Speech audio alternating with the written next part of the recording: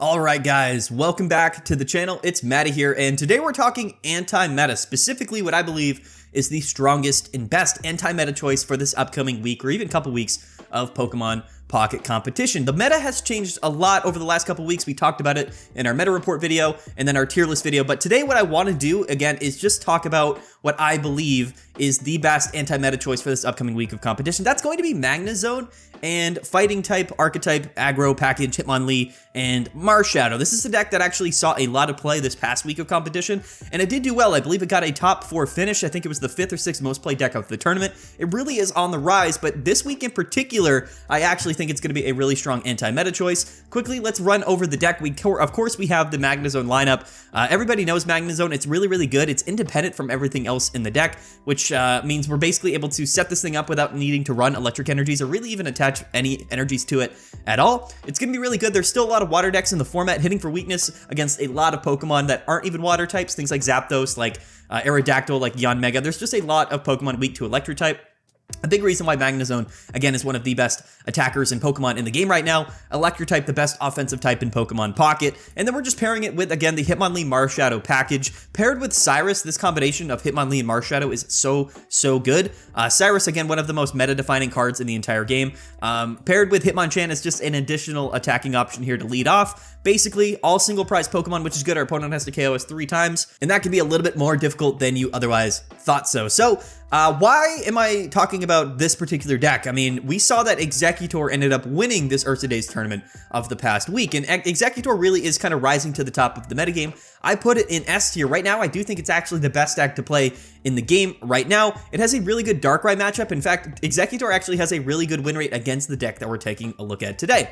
And if I'm assuming that Exeggutor is going to be the top deck of the format and the #1 most played deck, then why are we talking about a deck that isn't strong against Exeggutor? You might be wondering. Well, here's the reason. So Exeggutor, again, won the tournament this past week because it's really strong against all Darkrai decks, but also decks like this that don't do a ton of damage. They do chip damage. Exeggutor, a lot of HP, and it can heal. So a lot of the decks in the format aren't good against Exeggutor, and I think that, again, that's why Exeggutor won, and it's probably why it's going to be one of the most played decks, if not the most played deck in this upcoming week of competition. But here's the thing. People know that's going to be the case. They know a lot of people are going to be playing Exeggutor EX. Now, what decks are strong against Exeggutor? Well, there's really not that many of them. Really, the only 2 decks at the top of the meta, at least, that are strong against Exeggutor are Charizard EX and Gyarados EX, okay? Now, I expect a lot of people to be playing those decks because, again, less people are going to be playing the Darkrai decks and more people are going to be playing Exeggutor. Naturally, people are going to try to counter Exeggutor by playing heavy Charizard, heavy Gyarados. Both of those decks have above like a 60% win rate against Exeggutor, okay? So keep that in mind. More Charizard, more Gyarados is going to see play. Now, let me ask you this. What deck has a really strong matchup against Charizard and Gyarados?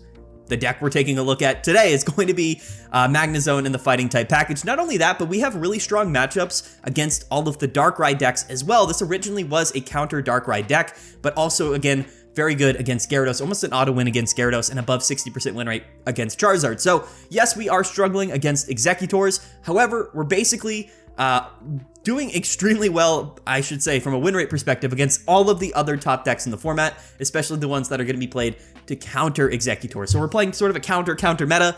Overall, I do think that this is one of the strongest decks in the game overall right now. The synergy is really, really good, but in general, I just think that this is going to be probably the best choice if we're really trying to counter the metagame. If we make it into top cut, really all we have to do is just dodge those Exeggutor players, and we should have very, very strong matchups against really all of the other top decks in the format right now.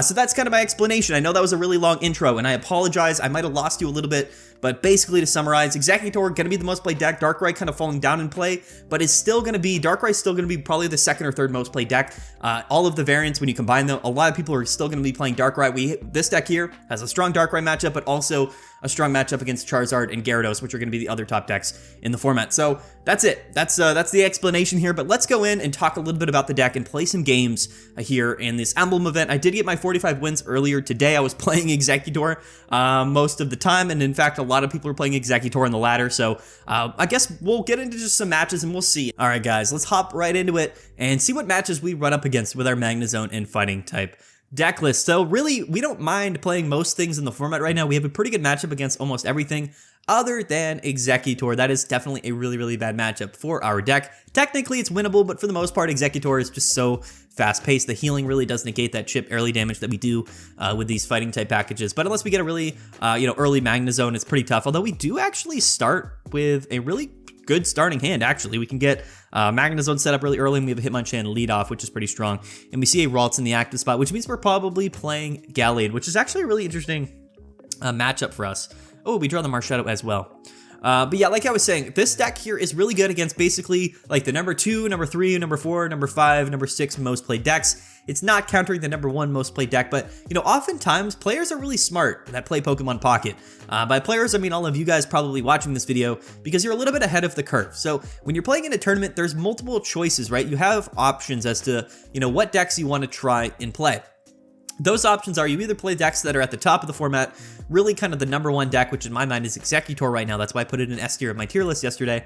Or you're playing decks that are strong against Executor. That's really how the format lines up. However, some people are even further ahead of the curve and they're playing decks that are strong against the decks that are strong against the strongest deck. That might be confusing. I don't know if that made sense, but basically, again, this deck that we're playing today is not a strong anti-meta pick or a counter pick to Executor, but it's a counter pick to all of the other decks that are going to be played because Executor is going to be so heavily played.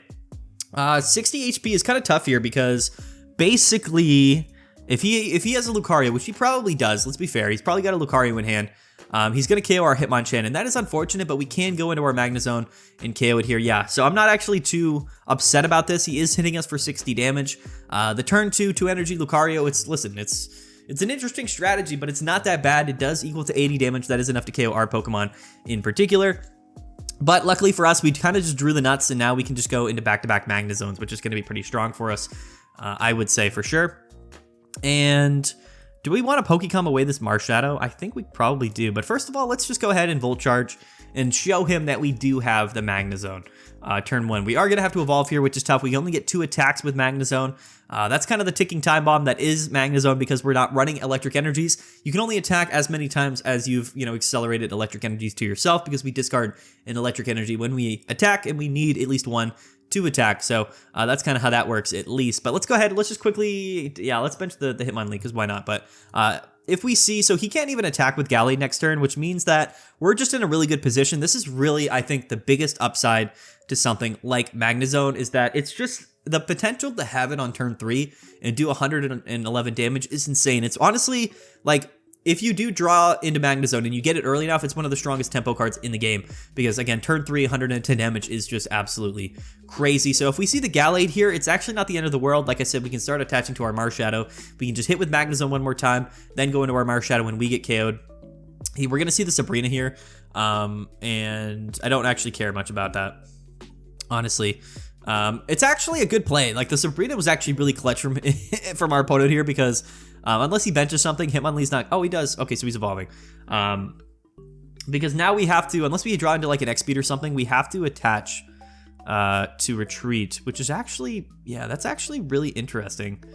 But he's not KOing us if we don't have any energies, right? So, do we really care that much? I guess the stall didn't really matter, did it? I don't think so, unless he has... Right? Because he's doing 70 damage to our Hitmonlee, unless he has another Sabrina. Which means that we can just, I don't know. I don't think buying like a turn here. That's again kind of the weird part about Gallade, right? Is that sometimes it just one hit KO stuff, and then sometimes you're only doing 70 damage, which is just really bad. Do we see? I think no. Okay, so no Lucario yet, which is good. It's very good for us. If he had another Lucario on his bench, then we would have been cooked here, and that would have been definitely really, really bad for us. But do we draw an X-Speed? We literally don't draw an X-Speed, which is crazy to me. Absolutely crazy. Do we even have... We have like nothing in our discard pile. Okay. Still not really great for us, for sure. If we attached to Magnezone there, we could have attacked first. That was actually a misplay on my part. I totally just blanked on that, that we had 2 energies on the Magnezone. So what we're going to do here is... Geez, what do we want to do? I think we just stay in with Hitmonlee and we'll just kind of poke the Riolu, I think. I could be just throwing right now, but we should have attached that energy last turn to Magnezone so that we could have gone into it this turn. But I don't think it actually really mattered. I think that we needed to commit. I don't know.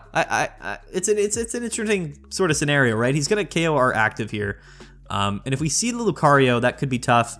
So he is hitting for weakness for us, right? So he's doing 20 more damage for each energy attached to us, right? So we're gonna have 2 energy attached. Do we live a hit from Gallade is the question. Not if there's a Lucario out, which is pretty unfortunate. We should have probably gone into the Marshadow first.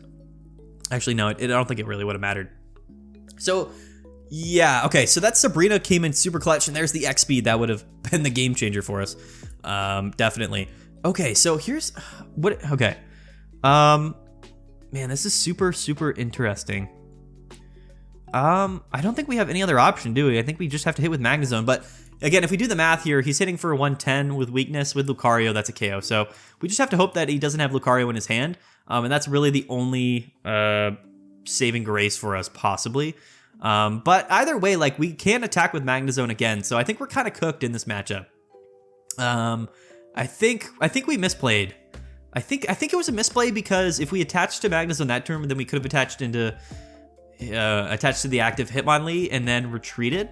But the Lucario is definitely going to come out either way. Yeah, so that's just going to take the KO on us. So Gallade, it is strong. I mean, it's good against our deck in particular. It's very good against Magnezone. So that's something to note. With Lucario, it is getting the perfect KO on us. Okay, so listen, we got kind of cooked there. I don't know if we misplayed. I don't know if the misplay mattered. I think that the Sabrina kind of just won him the game anyway because we didn't have a way to get out of the active spot. I think that was really the big difference there with that match. I don't think we could have done anything differently there. Maybe, but I don't think it would have mattered because he would have had Lucario anyway and just KO'd our Magnezone. So no X speed there in the Sabrina play. Honestly, ended up winning him that game. We do run 2 X speeds in the deck, but we just didn't draw into them. Again, it does happen sometimes. Yeah, the Lucario turn 2, KOing the Hitmonchan, going second. Listen, you know, it doesn't always pan out for you. Listen, it doesn't always go your way. Gallade also not, I would say Gallade is definitely a good matchup against Magnezone decks for that sense, right? With Lucario, even for 2 energies, like, we're getting the KO. We're one-hit KOing Magnezone, so that does seem really strong. Gallade is good. It's a good deck. I mean, it's not like a top-tier deck. I wouldn't say it's like a meta deck. You're probably not going to see a lot of Gallades in a tournament setting. But against Magnezone and our deck in particular, it definitely does seem like a really good strategy. Okay, so now we're playing a Darkrai deck. So technically, this should be something that we are strong against in our own right. We're going first, so we can't attack yet. Let's play the research and see if we can draw into something. There's a Hitmonchan, which is pretty good, and another Marshadow. We're going to mention the Hitmonchan, and we are just going to pass this turn. We're not going to play the Pokemon Communications yet. Next turn, we can play research, maybe draw into an X speed so that we could bring up the Hitmonchan and maybe start targeting this Darkrai. But even not, he's probably going to bench something, so we would probably still rather just keep the Hitmonlee in the active and attack whatever he's going to bench here. I think that's probably the better way to go about this matchup. Yeah, especially now with Rocky Helmet. But he might not bench anything. It might be smarter for him not to, which is kind of an interesting scenario on our part. So now we're pretty reliant, I would say. We're very reliant on, getting into our Magneton and our Magnezone. So there's a Magnezone. So now we just need the Magneton. Let's play another research here and try to draw into it. There it is. That's actually very good for us. No X speed, which is definitely unfortunate in that sense, that we can't attack this turn. Or we can, but it's not really doing anything. And not that it really mattered, I suppose, anyway. But let's go ahead and let's set up this Magneton. And we are just going to attach to the Marshadow so that we can get some significant damage once the Hitmonlee goes down. But like I said, I mean, if we're getting attacked by, like, the revenge boost, the revenge damage boost doesn't actually go into effect unless he KOs us with his attack, which is, again, another big downside to Marshadow. I am not as high on Marshadow as I am, or as I was in previous formats, at least. But this is, again, exactly how you would probably want to play Darkrai in a matchup like this because, if you bench anything, then you're in kind of just a tough spot. There's the Coughing. Okay. Coughing is going to be pretty clutch. And we see the Sabrina come down, which is very interesting. I wonder, does that really matter? I don't know why he Sabrina'd there. Is that a good move on his part? I don't know. It's a good question. Here comes another Darkrai. So, yes, we could hit the active. It'll do 20 damage to us. He does another 20. But he's not really still attacking yet with Darkrai. So, now he's going to put all of his Pokemon down. Okay. This is an interesting scenario, I think. Because, Yeah, this is an interesting one. Again, no X speed, so we're kind of just locked in the active. So I think just doing damage is probably just the best way to go overall. He can't KO us next turn unless he attacks us, which should be good for us because then we can go into the Marshadow. But we're not going to evolve the Magnezone yet, and we're just going to go ahead and hit the active. Rocky Helmet is really interesting in this matchup because now we go down to 40 HP, but like I said, he shouldn't have a way to KO us this turn other than attacking with his Darkrai, which should allow us to then go into our Magnezone next turn, KO the active Darkrai, and it leaves him with not a lot going on the table. He is going to take one KO and he's going to take one prize card. The potion is crazy. Okay. These potions are absolutely super, super big for these Darkrai decks in these matchups. I'll tell you what, there's really not a lot that we can do to Darkrai that's just potioning every other turn. Leading off with the Hitmonlee, and like I said, a lot of people can play, you can play around Hitmonlee pretty effectively. This should be on paper a good matchup, but again, the potion and the Rocky Helmet, it's not looking like particularly beautiful for us, I'm not gonna lie. But let's go into the Marshadow here, and then hopefully we can kind of just sweep up maybe, I'm hoping at least, with a Magnezone. Let's go ahead and Volt Charge, and then I will evolve into the Magnezone, and he KO'd us with an attack, so Revenge will do boosted damage. Let's evolve the Magnezone. We are going to go ahead and Pokeball, and then I think what we're going to do, actually, because this will be a Magnemite, is that I'm probably just going to play Pokecom to try to find a Magneton for next turn, because we might have to go into 2 Magnezones here. That might be the only saving grace for us in this matchup, but our opponent playing this really, really well. I think Potion's actually a really good inclusion in Darkrai decks, specifically for matchups like this. I think that it's going to be really, really important. We draw the Magneton. That is pretty good. It was one of the only 2 Pokemon, I think, in our deck, but let's hit for 100 damage here. Yes, he is going to be able to KO us here on the back end, but I'm not, like, super worried about it, I don't think, because I don't think it'll matter, right? Will it matter? I mean, so next turn, he can only attack with the active. He has to attack us to KO us. We'll just go in and we'll, you know, we'll take the kill with Magneton, but that brings us down to 120 HP, which should be fine. It should, right? Because we'll have a second Magnezone by then. Another Rocky Helmet. Okay. All right. Our opponent's going absolutely nuts right here. So with the Rocky Helmet, I still don't think it matters because we should be able to go into our second Magnezone unless we don't draw into it. But we have, how many cards are in our deck? 5 cards in deck, so we technically could, like, there's a possibility that we don't draw into it, which would be pretty terrifying here. A Sabrina would be super nice to have, but we don't have Sabrina, so we're going to have to just KO with the Magnezone. Like I said, we go down to 120 HP, and that shouldn't be enough to KO us, so I guess we'll just see. We'll see how things go here with this particular matchup. It is kind of tough, like the Rocky Helmet, the double Rocky Helmet, and the potions particularly was a massive reason. No, our opponent conceded, yeah, okay.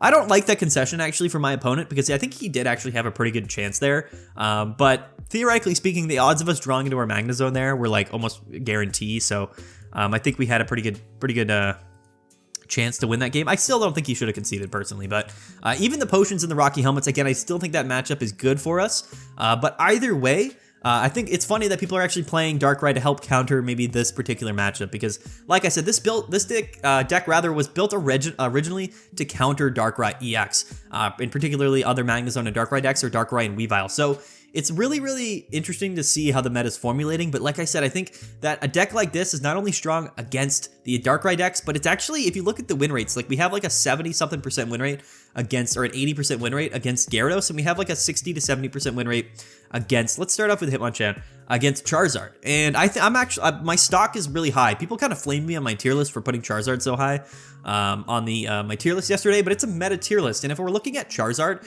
and we're looking at how the metagame is evolving, I think that Charizard is a great pick into this metagame. I think that it's always a decent pick, but when you're specifically countering one of the best decks, if not the best deck in the format right now, being Executor, it's always going to be a strong pick. And like I said, there's not many decks that do super well against Charizard, but Hitmonlee and Magnezone is definitely one of those decks. Okay, so we're playing another fighting deck with Lucario. So the Lucario fighting decks technically and typically have kind of better matchups against our deck than a lot of other matchups basically, right? Because they get reach with Lucario. So you sacrifice kind of that early game pressure, but if you're playing something like a Gallade or even some of the fossil decks, being able to one-hit KO all of our Pokemon is really advantageous for them. So I don't think this is a good matchup for us at all. This is, again, one of those other decks that we don't necessarily have a great matchup against, but Lucario decks, whether it's Gallade or even Rampardos, like aren't really that commonly played. In fact, I think they're some of the lesser played decks in the format. In terms of like, they're not like in the top 5 or anything like that. Okay, so this is pretty tough for us in the sense that if he evolves into Lucario, we're just dead. So going second against the active Riolu is really, really tough for us, if we're being honest. So I think what we actually kind of have to do, we have X-Speed in hand. I'm going to Pokecom away the Marshadow, and if we are able to maybe draw into a Hitmonlee or something, that could be really good for us. Because then we could just kind of X-Speed and then go into it. So no Hitmonlee, but we do draw the Magnezone, which is pretty good for us, I would say, overall. But unfortunately, yeah, if he has the Lucario in hand, which he definitely does, by the way. He definitely has the Lucario in hand. How much HP does Lucario have? It has like 100, doesn't it? I think actually just attaching to the Marshadow here is probably better. We're just going to let our Hitmonchan go down. I don't think the chip damage on this active Riolu is going to matter much. He's probably just going to evolve into Lucario, KO our Hitmonchan. That being said, we can go into our Marshadow and I think just KO our opponent's Lucario. Here's the Rocky Helmet. That actually could be pretty significant. If we see 2 Lucarios here, he could still revenge KO our Marshadow here. And he's going to play the Sabrina, which is interesting. I'm definitely not giving you my Magneton, so we are going to go into Marshadow.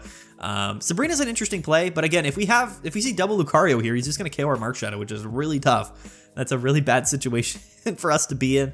The Rocky Helmet is actually pretty spooky, I'm not going to lie. So there's one Lucario. He evolved the bench, which makes me think he probably has a second Lucario as well. Maybe not. We'll see. But I would probably expect it. He's just going to go ahead and hit the Marshadow. That's fine. We don't really mind that whatsoever. Okay, so we have the X-Speed here. Do we just go into Do we go into Magnezone and we just KO the active? That's kind of the question, right? We get 2 attacks with Magnezone. We are one-hit KOing both of these Lucarios.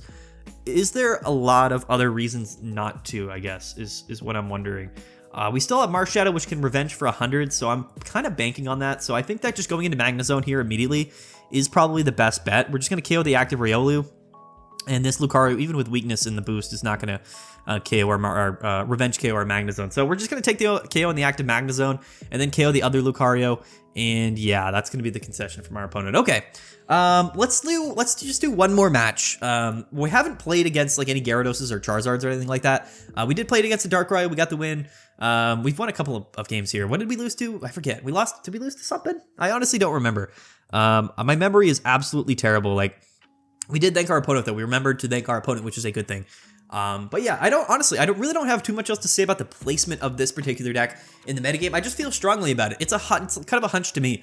Over the last like 5, 7, 8 weeks of the tournament, format and all of these different metagames, I personally have seen a lot of instances where not the best deck in the format, or even the decks that are countering the best deck in the format, are the decks that end up winning. Like, for example, last week, Exeggutor ended up winning the tournament. And I think a big reason for that is because Exeggutor was both strong against the Darkrai decks, which were the most played decks in the format, but Exeggutor was strong against this deck, which again was played pretty heavily to counter the Darkrai deck. So for that reason, I think that Exeggutor had a very open path to win the Ursa Days tournament last weekend. And if I'm kind of assuming how things are going to go this upcoming week, like I said, people are going to play Exeggutor for sure. People are still going to be playing Darkrai, but I think Gyarados, Charizard, decks that are strong against Exeggutor will see more play, which is going to open up the room for us here. This is going to be Darkrai and Magnezone. It should open up the path for us, basically, to have really strong matchups against most of the top decks in the format, even if it's not against the top deck, which is probably going to be Exeggutor. And I know some people were kind of not hating, but they were asking me like why I put Darkrai decks, or most of the Darkrai decks, into A tier. In fact, the only deck I put into S tier, the only Darkrai deck I put into S tier yesterday in my tier list, there's a Magnemite, which is funny, was actually Darkrai and Greninja. And I think the reason for that is because Darkrai and Greninja is one of the few Darkrai decks that doesn't necessarily really struggle in sort of these anti-meta matchups. And like I said, I think that the format is really leaning to be more anti-meta focused. I think that Darkrai Magnezone is good, but it does struggle pretty heavily as our opponent just draws. If they get turn 3 Magnezone, then we're just cooked either way. Like, because he's going to get the attack off first, and there's nothing really we can do about that, which is pretty unfortunate. But Yeah, so I think the format is leaning more anti-meta focused, and I just don't think that Darkrai Magnezone is countering much at all anymore. Like, in the first week of the format, Palkia decks and Water decks were exceptionally popular. In fact, they were literally the most played decks. I think it really opened things up for Darkrai and Magnezone to be the most, popular and I guess the most effective deck in that early format. But again, if you look at the win rate differences between Darkrai and Magnezone from week 1 to week 2, it's a very, very drastic difference. In fact, it's literally what was it? It was literally like a 6% drop off in win rate. It went from like 57% in the first week to I think like 50% in this last week of play, which is a massive drop off. That might not seem super significant, but it really is like a very, very, very heavy drop off. If we get KO'd by the Magnezone here, if he evolves into Magnezone and KOs us next turn, we can actually revenge KO with Marshadow. I don't think we're in a bad spot. So that drop-off is pretty massive, and I think a big reason for that drop-off, again, more people playing Executor, but more people playing our deck here, that we're showcasing today, Magnezone in the fighting package. So I really don't think that a lot of Darkrai decks are well-positioned, and the only Darkrai deck that is well-positioned in the metagame and how it's going right now is the Greninja variant, because it's very stall-based. It doesn't really rely on anything in particular, and it's not about like sort of taking revenge KOs. It's just about like just chilling on the front line and just doing an insane amount of damage from our bench with Darkrai and Greninja, which I think is really, really strong. And then it's that additional pressure that I think allows us to be really good in a lot of different scenarios here. Is he going to evolve the Magnezone, I wonder? That's a good question. It's a very interesting scenario here. So the other question, I guess the other debate here is like, okay, so for this is super, yeah, okay. We're gonna see I knew he had it in hand. I think he was just debating whether to play it or not. Although he can attack, so he's just evolving and not attacking, which is very interesting. Very, very interesting indeed. But here's what we're gonna do. This is super funny. This is actually super, super funny. I think what we're definitely gonna do here is just attack with Marshadow, because now what it'll do, it'll put our Magnemite here in the active, like not in position to get KO'd. I think this is the only play here. I really do. I don't think going into our own Magnezone was smart because we aren't getting the KO anyway. So there's no reason to do that ever. We just go into the Marshadow and we hit for 60 damage here, which doesn't seem that good. And if we're being fair, it's not that great. But next turn, we can start committing to the other Marshadow here. If we get KO'd, which we will, we can just go into our Magneton or our Magnezone, KO it. We're going to live a hit from basically anything that he's got to throw at us. So, but even if he KOs us, again, we're all single prize Pokemon. So really the strategy here is to get the revenge KO on that Darkrai EX. And, okay, so the Cyrus comes in. This doesn't matter actually at all. I think this was actually a terrible play from our opponent. I guess it does matter. It matters in the sense that, yeah, okay, so no, that did actually matter. Did it matter? I don't know if it mattered. Interesting. We're just gonna feed him this Marshadow, right? Because why would he not KO us here? You know what I mean? Like what, I don't know. But he already attached to the Darkrai here. That's how he took the KO. So he's gonna actually retreat the Magnezone, which is basically bricking this Magnezone. It's crazy to me. And now he's gonna go into Darkrai and take the KO, which again is totally fine. I'm not really worried about this at all. This is a very interesting play from our opponent here. I think he's just doing what he thinks he has to do. I mean, he is taking 2 prize cards this turn, but like I said, we're gonna go into our Magnezone. We're gonna hit him. He's gonna hit us. We're gonna retreat, and then we just finish off with Marshadow, right? Like, there's no. I guess a potion. He probably is playing potion. If we see the potion here, that's going to be a big factor in this matchup not being great for us. Ooh, there's the Hitmonlee, which could be good for us. Maybe not. I'm not sure. I think we're okay, right? I mean, I'm trying to think here. Unless we see like potions come out, like I don't think it really matters because Marshadow will just take the KO, right? The only way that this doesn't work out, I think, is if he just heals up, because that'll put him above the 40 damage threshold, and then we're not getting damage boosted. By the revenge attack, because our Pokemon wouldn't have gotten him KO'd. Okay, anyway, we're gonna Thunder Blast here. This puts us at 120, which again is pretty awkward. So I mean, if he has a second Cyrus, this is gonna be pretty tough for us. If he either has a potion or a second Cyrus next turn, no. If he doesn't play potion here, then it doesn't matter. Like we're gonna win. So if we see the potion here, we lose. If not, we win. And I think that's just the way it goes here. I don't think it matters. We'll see, because like I said here, he's putting us at this. He's going to hit us for 80. That leaves 2. If there's no potion being played here, then we just KO him with Marshadow, and he's got nothing to revenge KO us with, and we have Cyrus in our own hand here, right? Do we see the potion? Potion would just win him the game. Pretty sure. No. Yeah, no potion comes out from our opponent here. But what we could see is maybe a Cyrus and another Darkrai come down and he could just poke us, right? I believe that's probably something that could happen. We're definitely going to play the X speed here so we don't discard another lightning energy. And we're just going to retreat, get rid of this energy, go into our Marshadow here. Maybe Cyrus was actually the better play here. I shouldn't have done what I did. I should have literally just attached to the Hitmonlee, played Cyrus, and then KO'd the Darkrai from the bench. That way we didn't take the Rocky Helmet damage. That technically would have been the better play, but I don't actually think it matters. Because what's he going to attack us with here, right? The only play, like I said here, is if he has Cyrus and then he brings up Magnezone. If he has a second Cyrus and he brings up Magnezone, benches a Darkrai EX and attaches to it, which is a 2-card combo. He's got 4 cards in hand here. He might have it for sure. I'm not saying he doesn't have it. He definitely could have that combo in his hand, which would be pretty unfortunate for us. But here comes the Pokeball. That's got to be... That's either a Druddigon or a Darkrai. It was probably a Darkrai, if we're being honest with you. I think the odds are in his favor. There's the Darkrai. Does he have the Cyrus? Is he gonna do it? If we see the second Cyrus in hand, that's crazy. No, he attached it. Okay, that's gonna be the game.